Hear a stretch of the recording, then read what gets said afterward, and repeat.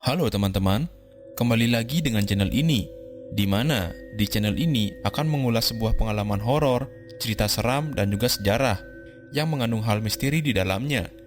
Dan untuk video kali ini, admin akan membahas tentang pengalaman seseorang yang pernah bertemu dengan Leak Gundul. Leak Gundul sendiri bisa diartikan dengan nama gaulnya yaitu Celuluk.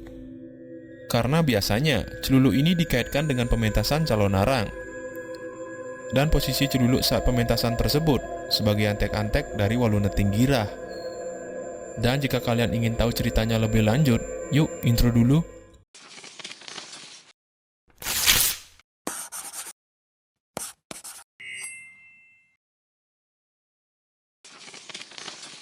Siapa sih di sini yang tidak kenal dengan Celuluk?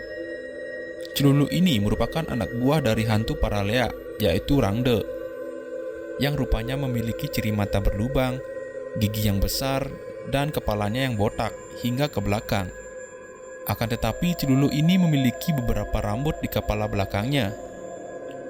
Dan tentunya hal ini sudah banyak diketahui oleh masyarakat sekitar, khususnya orang Bali.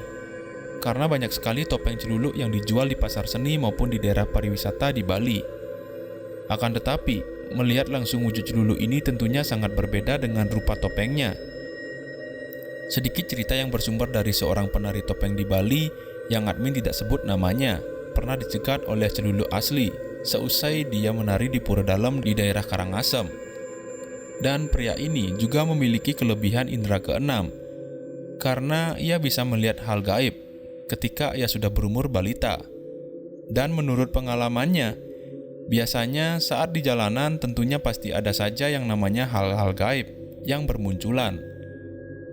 Dan selain itu, sering juga ia disebut orang gila oleh temannya karena ia rentan mengobrol dengan makhluk tak kasat mata. Dan tentunya saat teman-temannya melihat dia, pastinya dia sedang mengobrol sendiri. Dan hal inilah yang membuat dirinya sering dibully. Akan tetapi pria ini yang admin beri nama samaran Bayu sangat pandai menari. Dan ia juga sering menari di pura-pura atau bisa juga disebut ngatur ngayah. Dan ia sering menarikan topeng dengan rekan-rekannya.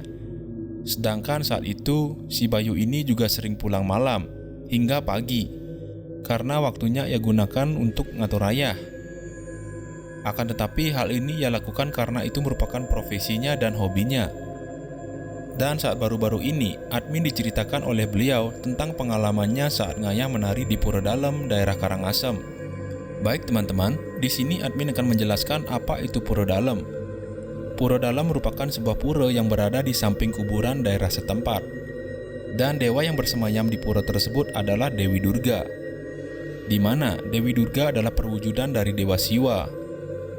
Singkat cerita, saat Bayu sudah berada di Pura Dalam tersebut, piodalan pun sudah dimulai dan acaranya hampir tengah malam. Lalu si Bayu ini baru mendapatkan giliran menari di sana bersama rekan-rekannya. Lalu untuk acaranya pun sangat lancar dan tidak ada halangan. Singkat cerita, saat waktu menunjukkan jam 1 malam, Bayu ini ingin pulang terlebih dahulu karena ia besok pagi harus menari lagi di tempat lain. Dan saat di jalanan menuju pulang, ia melewati jalanan yang penuh tikungan karena daerah itu terkenal sangat sepi dan masih daerah pedesaan. Lalu ketika ia melintasi jalan naik turun, Bayu ini dikagetkan dengan kehadiran sosok makhluk yang berbadan besar yang menyerupai Celuluk di samping kiri jalanan itu. Bukan hanya berpapasan saja, menurut pengakuan Bayu, makhluk itu malah mengikuti Bayu hingga sampai di perbatasan desanya. Yang lebih parahnya lagi, makhluk itu pun sering menampakkan diri di depan rumahnya. Mungkin karena Bayu ini dikenal dengan orang yang memiliki indera keenam, maka dari itu dia sering sekali melihat atau merasakan, baik itu kehadiran makhluk gaib ataupun energi gaib. Bayu yang melihat kejadian itu dibuat kaget, lalu ia pun langsung bergegas pulang. Dan ia juga berpikir, baru kali ini ia melihat sosok besar dengan menyerupai Celuluk, mengikutinya hingga dia sampai ke rumah. Bukan hanya itu saja, bahkan keesokan harinya, saat sandikala, Bayu biasanya mengaturkan canang di depan pelinggih rumahnya. Dan dengan mata kepalanya, ia melihat makhluk itu masih berada di depan rumahnya dan menari-nari karena posisi rumah Bayu diapit dua rumah tetangga.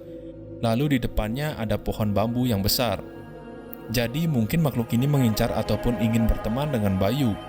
Lalu Bayu yang mengetahui hal itu langsung kaget dan masuk ke rumahnya karena makhluk itu rupanya sangat seram.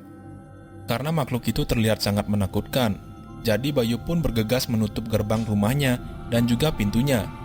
Karena Bayu ini tinggal sendiri di perumahan yang berada di daerah Denpasar.